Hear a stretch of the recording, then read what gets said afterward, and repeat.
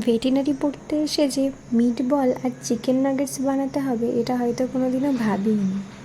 তো এটা ছিল আমাদের একটা এলপিটি বলে সাবজেক্ট, যার একটা ইম্পর্টেন্ট প্র্যাকটিক্যাল ক্লাস।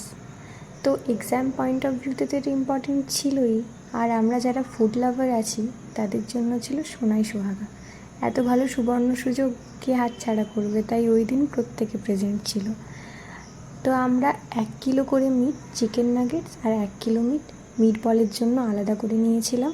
তারপরে যথাযথ ইনগ্রিডিয়েন্টসগুলো দিয়ে ভালো করে মিক্স আপ করে নিয়ে ব্রেড ক্রাম্বস দিয়ে কোটিং করে নিয়েছিলাম। আর এখানে লোকজনের মুখে আলাদাই হাসি ছিল। অবশ্যই খাবারকে কে না ভালোবাসে। তারপরে মিট বলস আর নাগেটসগুলোকে তেলে ভালো করে ছেঁকে নিয়ে আমরা আমাদের লাঞ্চটা ছোট্ট করে সেরে নিয়েছিলাম। একজনের ভাগ্যে মোটে 4টে করে জুটেছিল। ওতেই সন্তুষ্ট হয়ে ফিরে আসি।